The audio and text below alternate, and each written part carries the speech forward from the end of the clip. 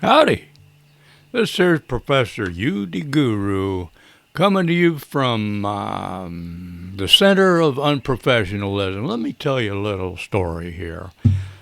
I'm not a very good guitar player, but I'm a fairly old guitar player, and I've been writing songs for so long that I can't remember when I wasn't writing songs. I'll show you my first song. I need arm actions for this. I was like 4 or 3 years old, and this is my first song. It goes complete with the dance routine. It goes like this.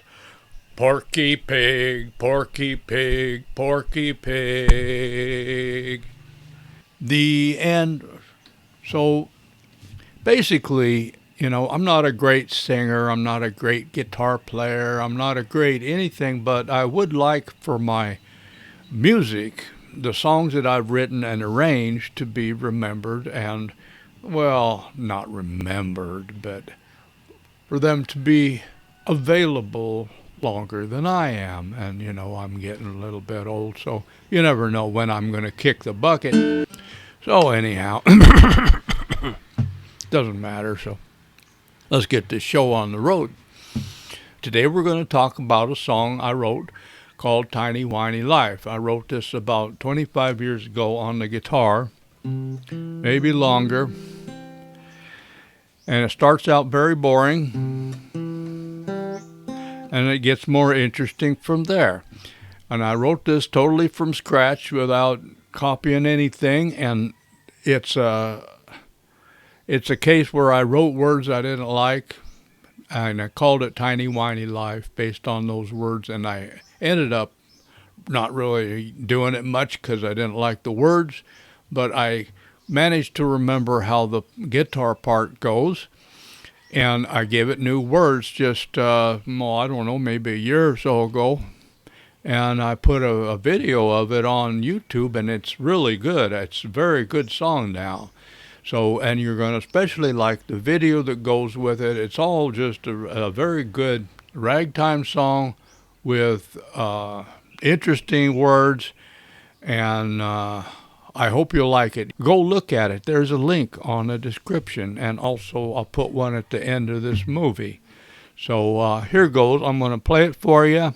I'll play it slow so I don't make too many mistakes, and then after that, stay tuned for the tablature, which shows exactly what notes to play. Okay, so let's get started, and I'm going to try to play this song for you. Stay tuned for the tablature. That's the good part. All right, let's go. I'm going to try and play it slow because it's a little tricky in parts.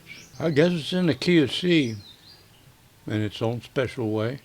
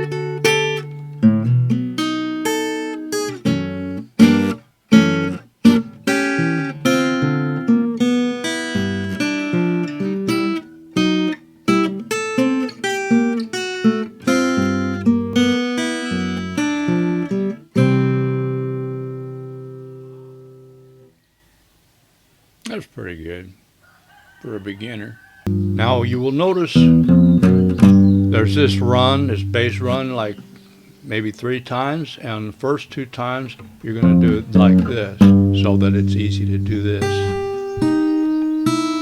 Because if you do this, then it's not as easy to do.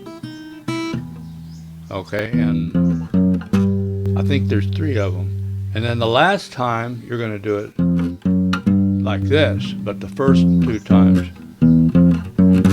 you're going to play it with your thumb because it makes it easier later on.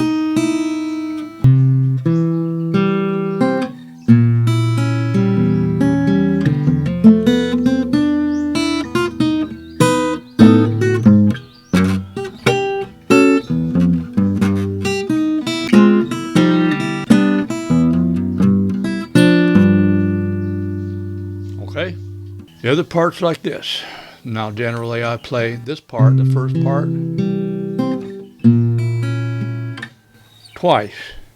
That's what I did in the video. Once with singing and once without.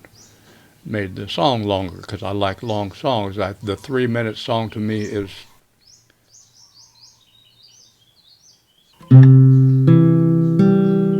I play this section twice, and then I play this section.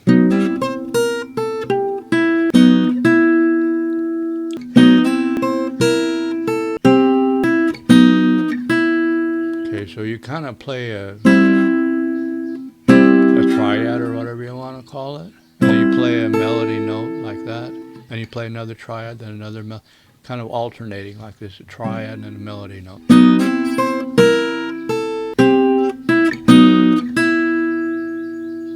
Kind of like that.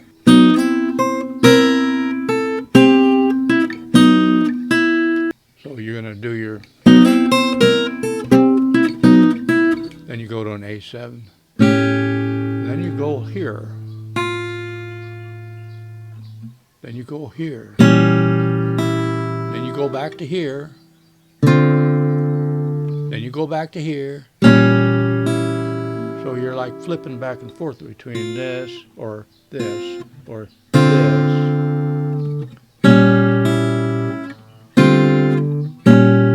So that's a D bass, open D. Then you go up here. This is it's an F6 because I'm playing the 6th in the bass.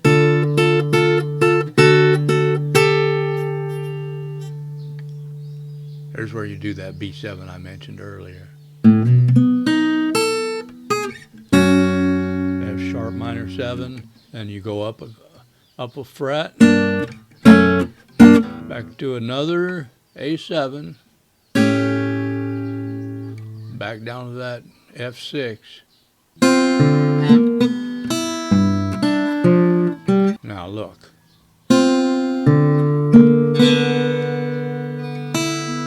G7, but you're fiddling around with these notes down there.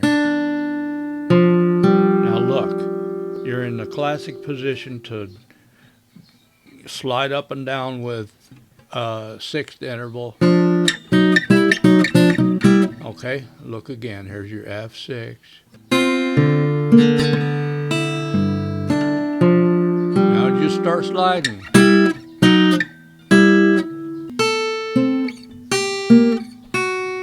And back to your F6. This time, instead of going to a D here, you're going to go down your bass note. And grab that B flat. That's what makes it a G7 chord. Start over.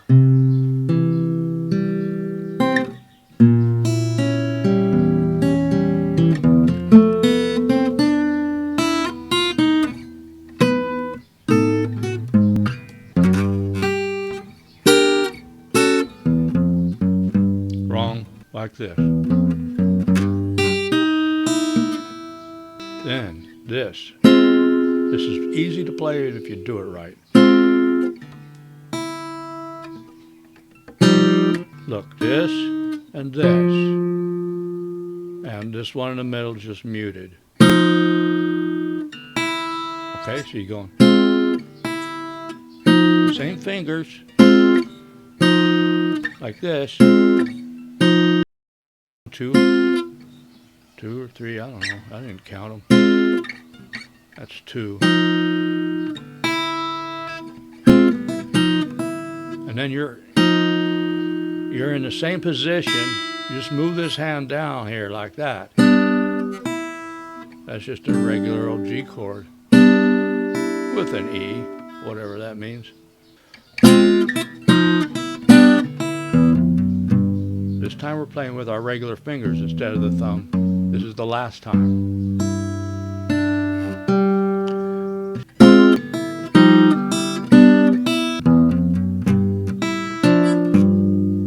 Okay, because if you play with your regular fingers, that's easy. Something like that, and the third time,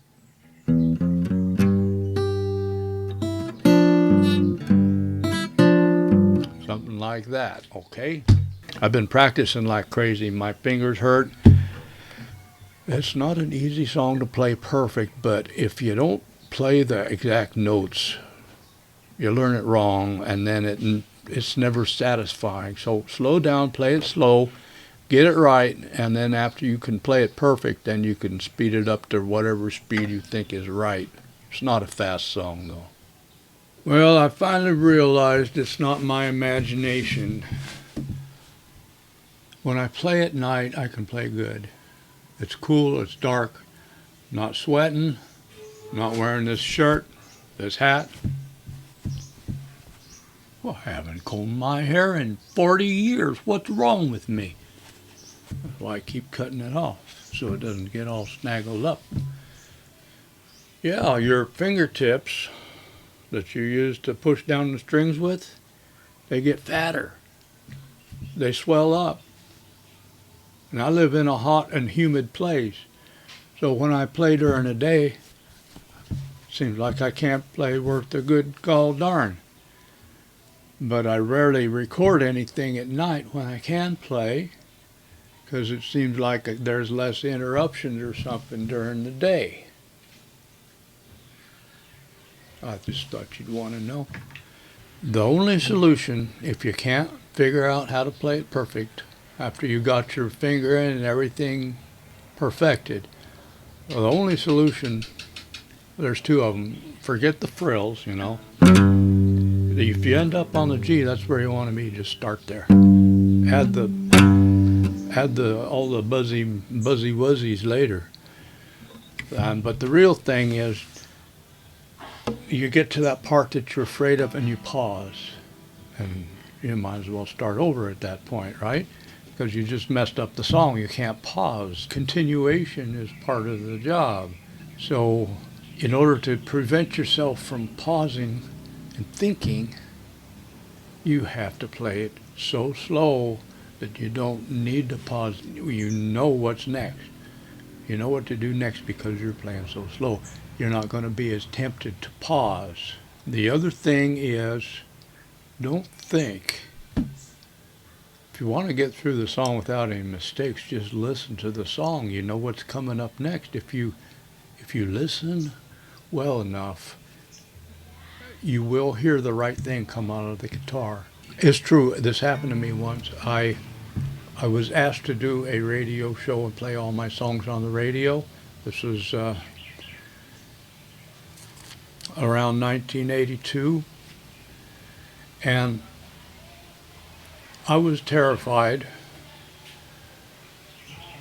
And I even had an audience. All my friends were there, like, you know, all my roommates, like 4, 5, 6 people were there sitting on the floor watching. And I was sitting there being interviewed by this nice lady on the local community radio show. And I knew that there was only one way I was going to get through that performance. And that was, I don't know how I knew this, but I had to just listen while I was playing. Just listen to the song like you're listening on the radio or something. And don't think. Don't worry, don't think. Don't try to do anything. You just listen to the song and let your hands do what they know how to do. And it worked. I didn't make one mistake on any song. I made some mistakes while I was talking. The girl asked me questions and then, you know, forced me to think. Of course, I made mistakes then. But I didn't make any mistakes, but I did, unfortunately. I learned later when I listened to the recording, I learned later that I had played every single song too fast because I was nervous.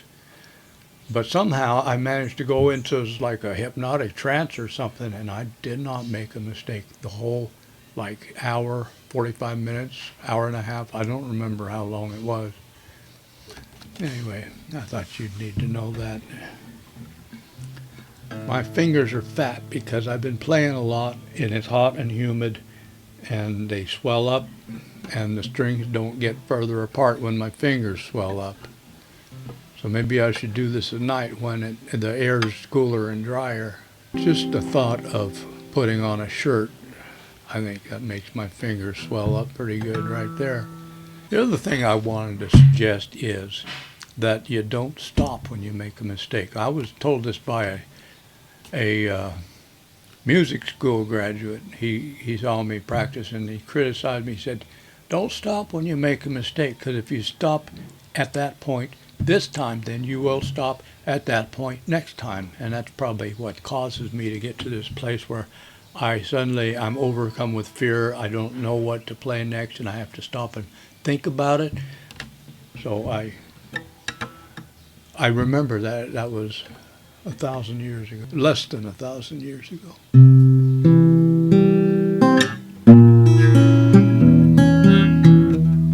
My fingers do get fat. I can actually play this without trying so hard, but when it's hot like this, I gotta really make sure I'm pointing at the keyboard with perpendicular fingers perpendicular to the keyboard. Otherwise, they touch the wrong strings, and I get all kinds of buzzing.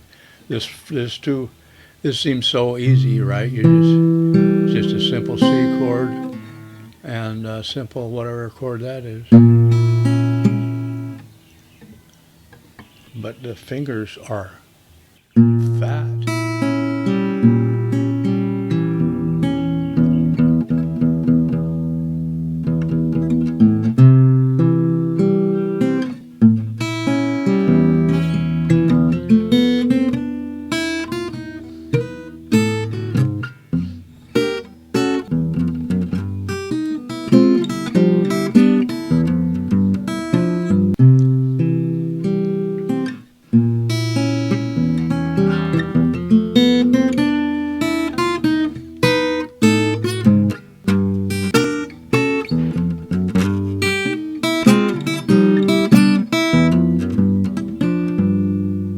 Another thing is,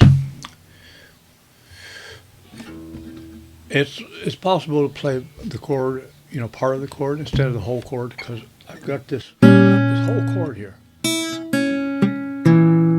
and I'm blocking some of the strings because my fingers are swollen up. So what if I just played the notes I need when I need them, and then put that last one down then when I need it, because I only play it once. See, these other notes, I play them twice. And see, that note I only play it once, so why am I trying to hold it down the whole time? Well, there's a good reason for that. Because when you play one string, the harmonics in the other strings vibrate, and if you are not holding the string down on the right fret, then you're going to have the wrong harmonics. But you got to sacrifice something sometimes. You can't always do exactly the perfect thing, especially if your fingers are ballooned up. That's my excuse now, my new excuse. I just figured that out after less than 1,000 years of playing the guitar. It goes like this.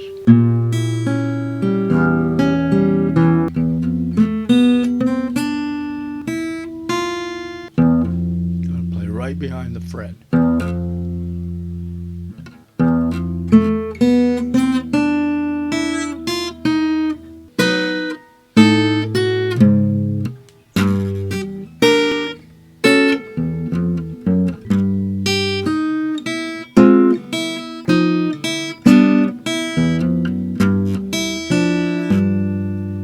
Here's my question. Why am I doing this? It seems kind of unnecessary. Seems like it'd be easier if I do this. It is, it's way easier.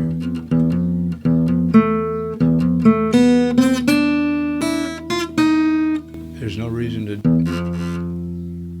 So I've developed some habits playing this song over the years that make it harder. That happens a lot. It's very hard to do that without moving your whole hand and squeezing with the back of your hand and get a good tone on. After the tablature, stay tuned for little pointer tips on TuxGuitar, how to make triplets, because triplets, that's when you got 3 notes in a row with a little bar and a 3 over it. And instead of being 3 regular eighth notes, it's 3 eighth notes played in the same time as if it was 1 quarter note. So in your 2/4 timing, where there's 2 quarter notes in a measure, if one of those quarter notes is a triplet, then it's going to still take up the same amount of time as a quarter note, but it's going to have 3 eighth notes in it that are a little shorter, so they fit. So it has a special sound, like instead of da da da da da da, it's when you get to that triplet, it's going to get da da da da. So there's da da da da. So there's like 3 eighth notes in the first half of the measure, and then 2 regular old eighth notes in the second half. Da da da da. And of course, I'm doing the ragtime on the second half. Da da instead of da da da da. I mean, I'm not a musician, okay? I just write songs. Da da da da. Okay, so in ragtime, you got, instead of da da da da, you got da da da da da da da, like that. Okay, so that's general idea. I'm not very good at describing it, but I hope you'll forgive me. This is a good song. You will like it, and I hope you learn it. All right, so I wanted to show you an example of one of the parts that I think is a little harder to play. So let me just put my microphone right over here. Okay, here you go. This is going to be an A7 eventually, but it's going to start out with just an A. Oh, it's going to be a B7, sorry. It's going to start out with an open A, then I'm going to do this. Now, speaking of which, I don't put all my hammers and slides and slurs and all that gobbledygook in my tablature. I hope you don't mind, because I respect the fact that you don't want to look at a bunch of junk. You want to look at the basic song, the right notes, and then you want to figure out your own decorations and stuff. Also, you'll be able to see me playing it and see what I try to do in terms of, like that, instead of, just like that, and like that instead of just that. Okay, I think that you should probably figure out that kind of stuff on your own by listening to the song played by whoever plays it, and I think you don't want to see a bunch of junk in the tablature making the tablature look hard. So here goes. I'm going to start out on an A string. I'm going to do that, and then I'm going to make the rest of the, this is a B, like that. It's a little hard for me to play, so I'm going to play it in parts by,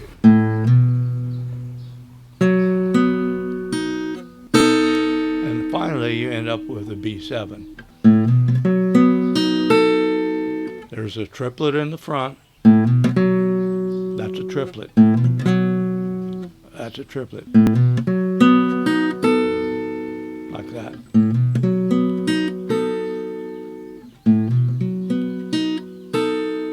I'm just trying to preserve these songs so that after I'm gone, the song will still exist somewhere besides in my head. What if I go to heaven and I'm the only one that knows how to play Tiny Whiny Life? What if I go to hell and I'm the only person that knows how to play Tiny Whiny Life?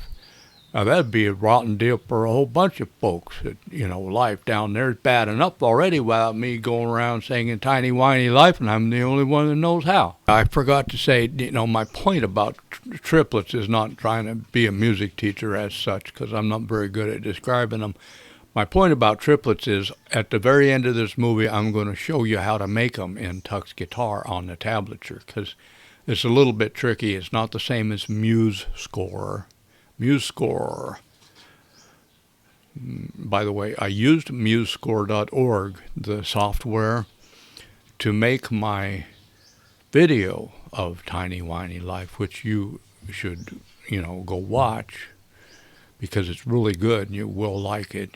I mean, I played the guitar part, but I added stuff to it with MuseScore software, and I added the ooh-ahs, the fake people going ooh-ah like that. And they did that according to the chords I had added to MuseScore, and then when it was done, I used what they had done in MuseScore to suggest a new melody for the song because originally when I made my first set of lyrics, I just followed the guitar for the melody and it didn't sound good. I didn't like it. And this way I ended up with a more unique melody so that the melody and the guitar part are different, but they fit together.